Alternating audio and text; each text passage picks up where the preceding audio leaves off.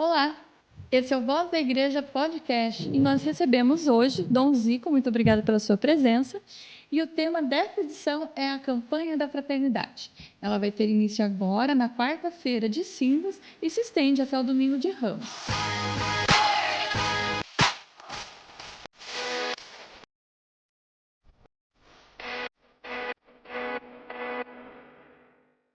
Explique para nós o que é essa campanha da fraternidade.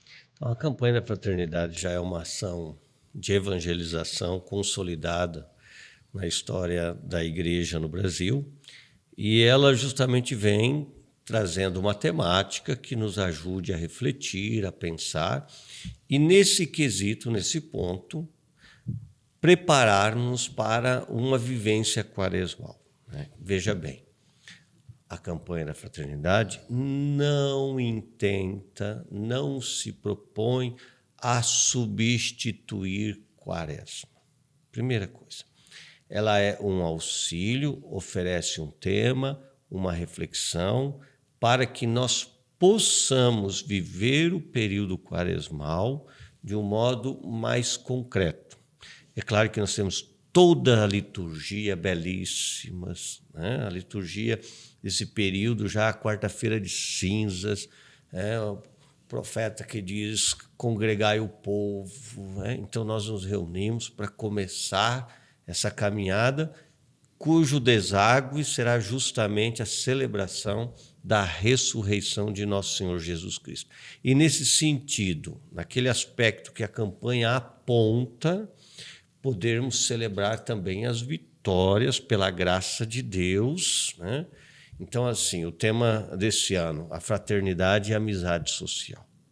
Perfeito. Então, primeira questão, ela é uma questão nacional, ou seja, é uma ferramenta, um modo que a igreja utiliza para trazer temas em debate, isso?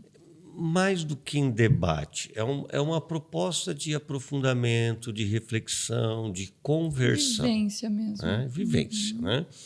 Então, por quê?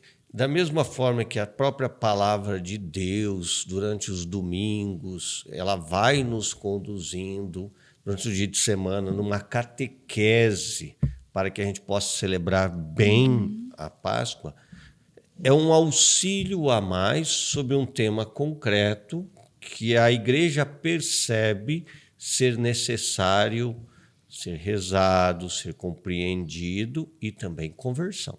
Perfeito. Ano passado o tema foi a fome, dai vós mesmos de comer, né? Esse ano, fraternidade e amizade social. Vós sois todos irmãos e irmãs. O que esse tema nos traz para esse momento tão rico como o senhor colocou? Bom, primeiramente entender uma realidade que é triste. Há um crescimento muito grande do amigo, inimigo. Há todo um reforço de concepções, de mentalidades, que, se a gente for olhar um pouquinho a questão histórica, né? Mas que vem com muita força. A criação de grupos que rivalizam, que disputam, que não conversam, que não dialogam, e isso é uma dilaceração, uma destruição da sociedade. O tecido social fica corrompido, fica comprometido. Essa polarização, sempre. E polarização não só num aspecto, vários aspectos. Sim. Há um permear, digamos, dentro da sociedade em que vai se guetizando, se fechando, e assim, quem é diferente, quem pensa diferente, ele passa a ser visto não como alguém que pensa diferente, que tem uma reflexão diferente, que tem uma posição diferente, mas como um adversário, como uma coisa, o meu inimigo, né? Tem até um filósofo político, que é Carl Schmitt, que ele trabalha justamente essa questão desse binômio amigo-inimigo. Mas são vários outros binômios, com várias outras fundamentações que vão sendo postas. E isso contrapõe uma realidade que é religiosa, no caso católica cristã, né? nós somos recordados pelo tema justamente essa realidade primeira, fraternidade e amizade social. Vós sois todos irmãos. É uma frase de Jesus lá no Evangelho de Mateus, mas antes disso, lá no livro do Gênesis, capítulo 4, versículo 9, Caim e Abel. Como que a violência vai surgindo? Como que a violência vai tomando conta do coração e depois dos relacionamentos. Perfeito. Os próprios apóstolos também, né? Eram tão diferentes, de realidades tão diferentes, personalidades diferentes, né? E o trabalho de Jesus ali de fazer que andassem como uma única igreja também, né? Quando os apóstolos têm Jesus Cristo como centro, tudo caminha bem. Quando vai para as opiniões comuns deles, nós vemos na narrativa dos evangelhos dificuldades. Mas voltando a Caim e Abel, né? Então Caim vai cultivando no coração dele um sentimento ruim. Deus chega, Caim, estou vendo você meio assim, estranho, diferente, né? E Deus alerta, cuidado. Caim mente para Deus, mente para si e mente para Deus. Fala, não, nada não. Vai e tira a vida de seu irmão Abel. Né? Então a violência ela inicia primeiro no modo de pensar e de cultivar sentimentos no coração. E quando Deus, após Caim ter cometido o crime, o primeiro crime, né, que serve como uma espécie de protótipo que nos permite fazer leituras de outras realidades, Deus chama Caim e fala, Caim, onde está o teu irmão Abel? Caim já tinha cometido o crime. E Caim responde assim a Deus, por acaso sou guarda do meu irmão? Por acaso eu tenho alguma responsabilidade de cuidar dele? Por acaso eu tenho que estar atento a ele? Por acaso eu tenho essa tarefa de estar me assegurando que ele esteja bem também? Caim nega isso. Né? Então, esse é o grande perigo, nós olharmos para o outro tão atual, né? E não ver tão meu atual. irmão. Desde a base, como o Dom colocou, ou seja, o primeiro crime, talvez, e tão atual nos dias de hoje, porque talvez essa amizade, essa diferença social, a gente veja como algo tão distante, ou seja, não me afeta e é algo do nosso cotidiano, não é mesmo? Totalmente. Então, quando a gente faz essa leitura, entende esse episódio bíblico, teológico, e começa a vir para o tema da campanha da fraternidade. Por que esse tema? Para que nós não caiamos no mesmo erro que Caim. Para que nós não tenhamos, até no mundo da psicologia, tem uma chamada síndrome de Caim. Né? Olha só. Então, assim, olhar para o outro e vê-lo naquela realidade que ele de fato é. Porque, principalmente a partir de Jesus Cristo, nós que fomos criados à imagem e semelhança de Deus, descobrimos uma verdade muito, muito grande. Descobrimos não, nos foi revelada por Jesus. Vós sois todos irmãos. Por isso podeis dirigir-vos a Deus e chamá-lo de Pai. A fraternidade para nós é decorrência da nossa fé. A fraternidade para o cristão, muito mais do que para quem não crê, ela tem uma origem profundamente religiosa. Quando nós nos dirigimos a Deus, e assim o fazemos em toda a Santa Missa, Pai Nosso, significa, ele não é só Pai meu. Jesus não ensinou ninguém a rezar meu Pai ou Pai meu. É Pai Nosso. Sempre o coletivo, sempre fraternidade. o fraternal. Se ele é Pai Nosso, significa que nós somos irmãos. Perfeito.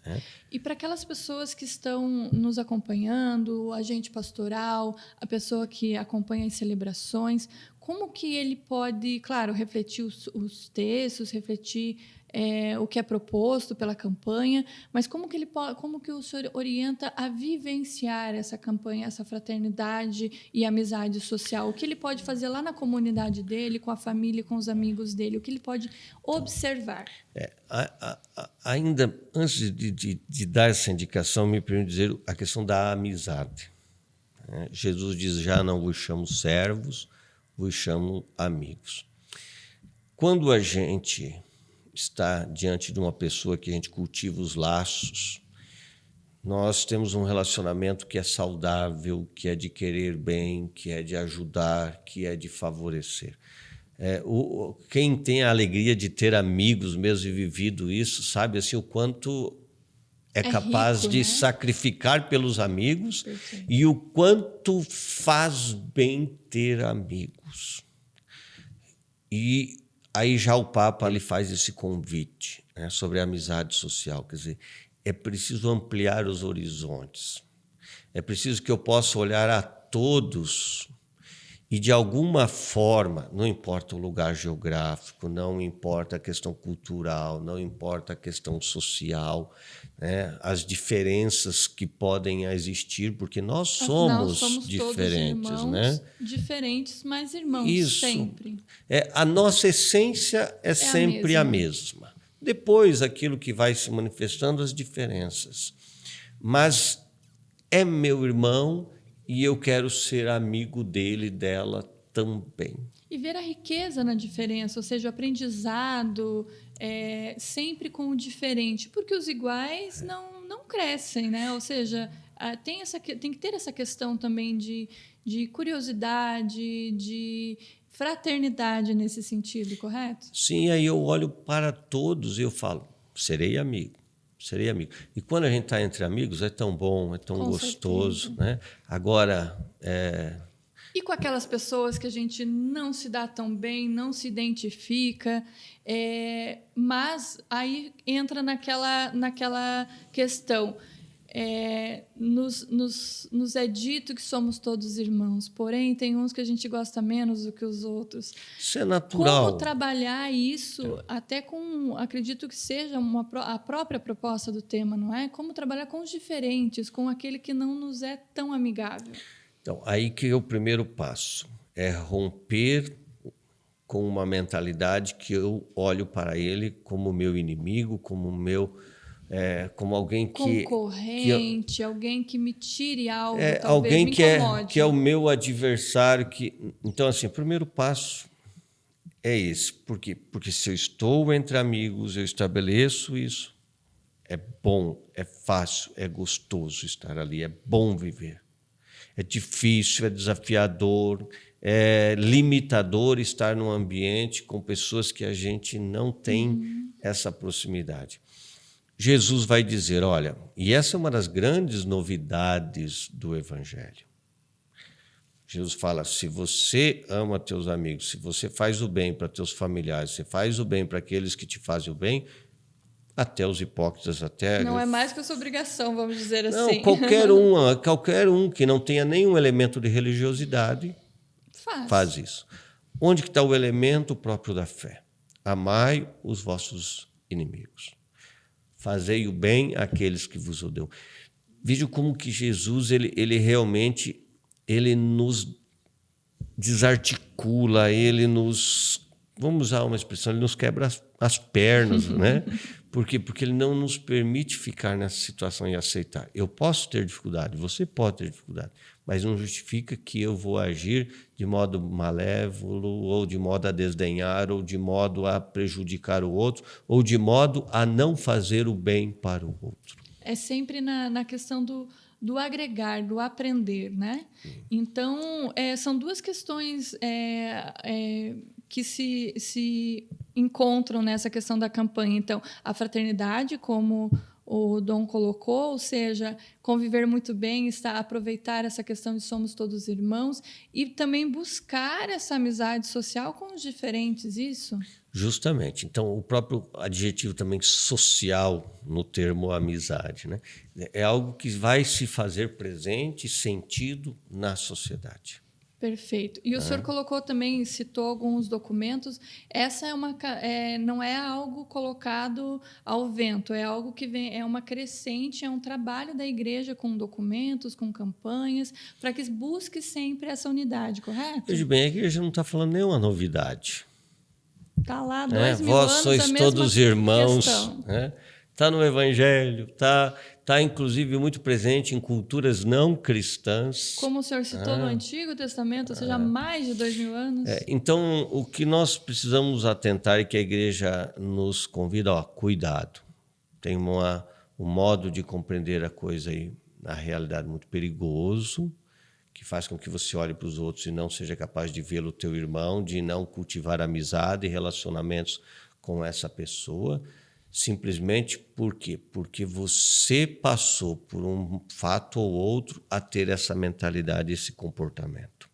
Isso é nocivo e gera tristeza e violência.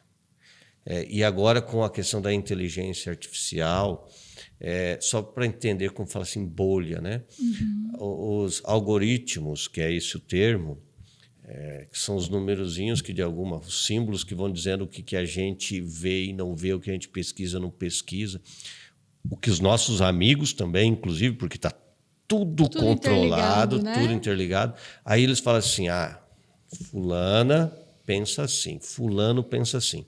Aí, para fulana, nós temos que mandar mensagens assim, porque ele vai consumir aquilo. Para fulano, tem que mandar mensagens assim, porque ele vai consumir aquilo. Sempre o igual, sempre a bolha, né? Sempre o igual, igual, igual. E o que é perigoso? Eu tenho um modo de pensar. Isso já ficou lá registrado nas minhas pesquisas, né? Eu só recebo sobre aquele modo de pensar.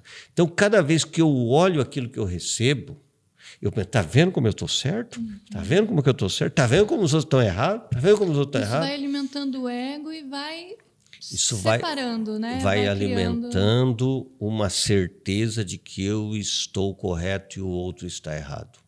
Uma certeza que eu sou o detentor da verdade e o outro está na mentira. E por isso o outro não tem nada para me ajudar, para agregar a mim, e ele é nocivo a mim. E isso é como perigosíssimo. Furar essa bolha? Furar essa bolha é um exercício de, por exemplo, tem gente que vai ter dificuldade de furar a bolha em simplesmente aceitar o tema da campanha da fraternidade. Tem gente que vai ter dificuldade em furar a bolha simplesmente em fazer uma reflexão sobre o assunto. Não vai conseguir. E esse é o grande risco. Nós vamos dizer, esse tema eu não aceito, esse eu não aceito, esse eu não aceito. Porque isso é moderno demais, a igreja não muda. Nós ouvimos muito isso, não só sobre esses temas, mas sobre outros assuntos de debate. Não quer dizer que eu não deva e não possa ter a minha reflexão, a minha opinião. Sim, claro que sim. Mas quer dizer, a sincera busca da verdade se faz por ouvir as reflexões em diferentes âmbitos e diferentes reflexões. Pesquisar, aceitar a verdade tem que ser a primeira decisão do ser humano. O próprio ouvir para contrapor, né? Você não tem como contrapor uma ideia se você não a compreende. Mas eu diria que o contrapor não pode ser a primeira motivação do ouvir. Exato. Eu me lembro até hoje, o professor Sabatino Majorano, um homem, um napolitano, professor de teologia moral, foi meu professor, e ele dizia assim, quando alguém pensa diferente de você, primeiro passo, não tente a convencê-lo a pensar igual a você. Tente a entender por que ele está pensando diferente de você. E ele até brincava, o que esse cabeça dura está vendo que eu não estou vendo? Se colocar em dúvida no sentido de se questionar também se o que tem como verdade realmente é a verdade. E buscar, claro, sempre a luz do Evangelho, a luz da palavra. Justo, correto? porque se eu entendo o outro, eu já sei como que eu também estabeleço diálogo com ele. E eu tenho possibilidade de ajudá-lo a corrigir, se eu continuar pensando que ele está equivocado, ou a pelo menos dizer para ele, para que ele possa entender o que eu penso também. Porque se eu entendo ele e ele me entende, a maior de todas as barreiras já foi Já rompida. passou, né? A escuta, como até o Papa, Ele não é mais Papa fala, né? meu inimigo, meu adversário. Ele é alguém que pensa diferente de mim. Perfeito. Então, essa campanha da fraternidade, podemos chamar assim como uma ferramenta para furar essa bolha. Talvez um primeiro exercício seria estudar, refletir sobre o tema, mesmo concordando ou não concordando, que eu acho que não vem nem a questão para usar a igreja é unidade, né? Mas estudar isso, Dom? Estudar, ler, conversar, permitir ouvir reflexões que são de pensamentos discordantes ao meu, no intuito de que eu possa entender tudo o que está acontecendo. Quando alguém me questiona, deixe questionar. Né? Aqui é tudo muito delicado porque nós temos necessidade de identidades. Né? E nesse mundo que tudo é líquido, que é Bauman trabalha muito isso, tudo é líquido, a liquidez é terrível para o ser humano. Sim.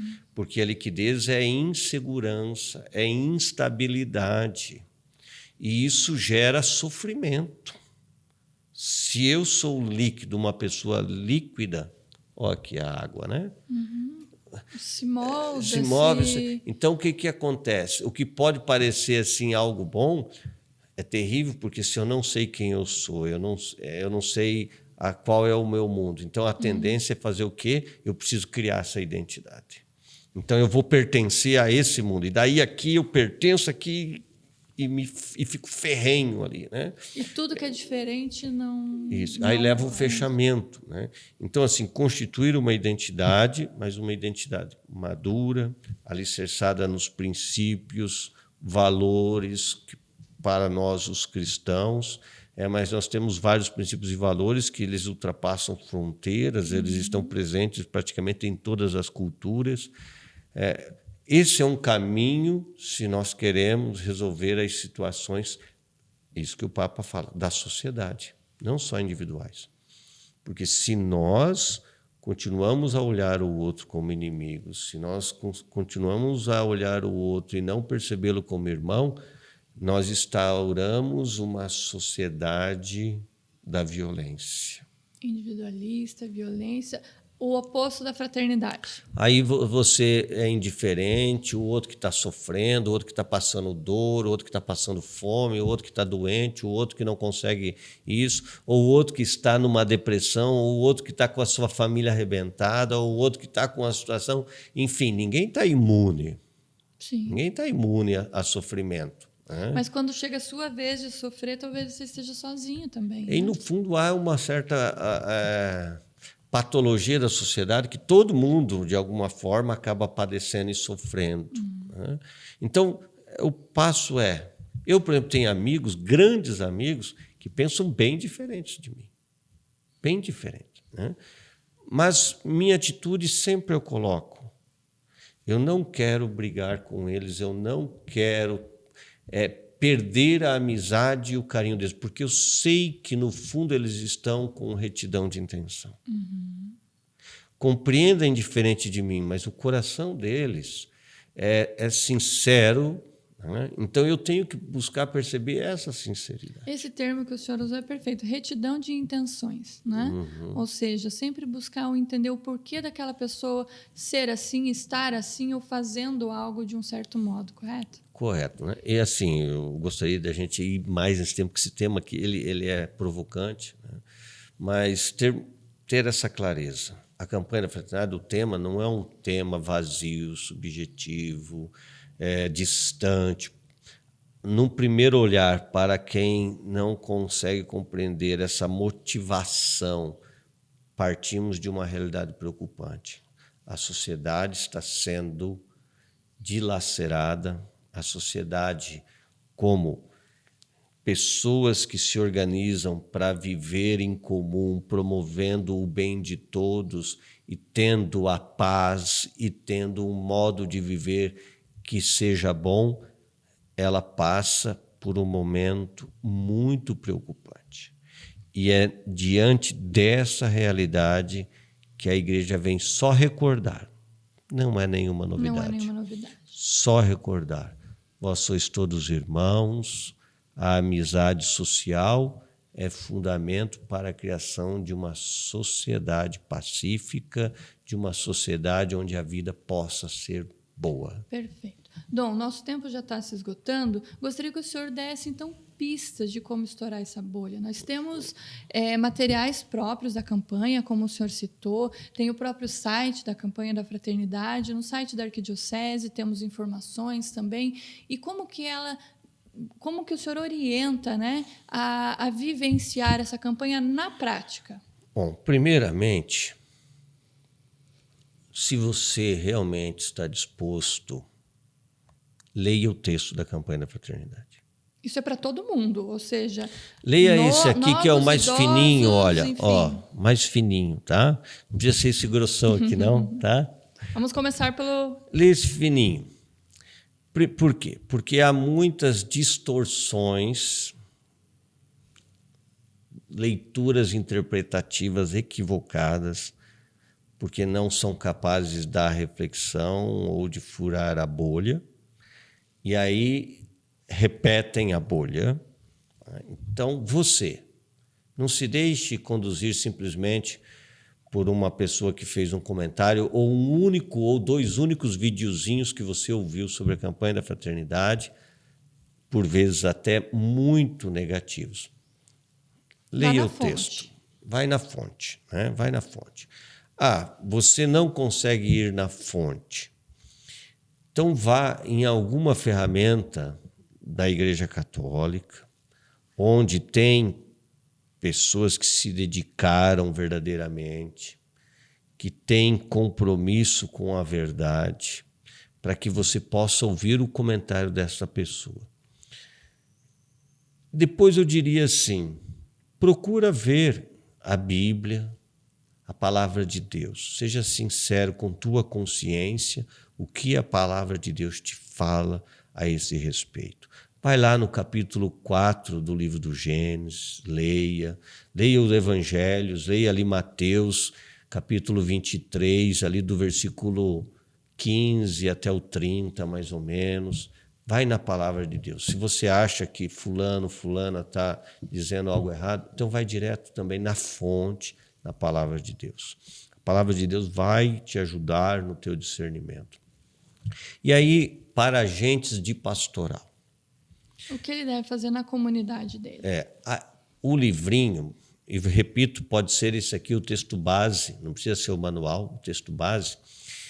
O último passo é justamente a propositura de ações concretas para realizar. Eu até aqui, vocês podem ver, vocês não vão conseguir ler, marcadinho, né? Mas está marcadinho. Eu fui separando. Apoiar, por capacitar. exemplo, apoiar, né? Iniciativas de formação de professores para que sejam qualificados como mediadores de conflito por meio de práticas pedagógicas restaurativas e preventivas, e alunos e professores e familiares que enfrentam sociabilidades violentas e ou não são vítimas de discursos de ódio, né? Então, assim, você ele que é teórico, professor, mas ele é prático, você né? que é professor, como que você pode levar para dentro da escola, de um modo muito tranquilo, a questão da amizade social e da fraternidade. Aí, mais adiante, você tem lá, por exemplo, aqui, juventude, celebrar o dia 20 de julho, que é o Dia Internacional da Amizade. Fazer um evento, juventude, na tua paróquia, ou nesse dia, lá no teu grupo de jovens, refletir sobre a amizade social e a fraternidade. Dia 20 de julho vai ser o dia que a juventude vai conversar sobre isso. São temas concretos, pistas simples, que estão aqui no texto. Perfeito. E lembrando que todos esses documentos, tanto o texto base quanto o manual, estão disponíveis na loja arquidiocesana aqui da Mitra, em Curitiba. Dom, muito obrigado pelo seu tempo, pelos esclarecimentos. A conversa está boa, daria para mais alguns vídeos. Agradeço mais uma vez a sua participação. Eu que agradeço, e desejo a você, que está nos acompanhando, uma quaresma muito santa, que você possa realizar alguma conversão em tua vida e, quem sabe, justamente sobre a fraternidade e a amizade social. Deixar que os evangelhos que você irá ouvindo durante essa quaresma, a palavra de Deus, possa ir adentrando a tua vida. Às vezes é preciso que a gente faça, se vista de saco, jogue cinza na cabeça mesmo, mas com profundidade reconhecer: eu sou pecador, preciso me converter. Esse é o grande convite: convertei-vos e crede no Evangelho. Então, que Deus te abençoe, uma boa quaresma e depois lá na frente, a gente se encontra ainda antes, uma feliz Páscoa do Senhor. Obrigada para você que nos acompanhou. Para acompanhar mais vídeos desse, entre no nosso canal do YouTube e em nosso site também. Até o próximo!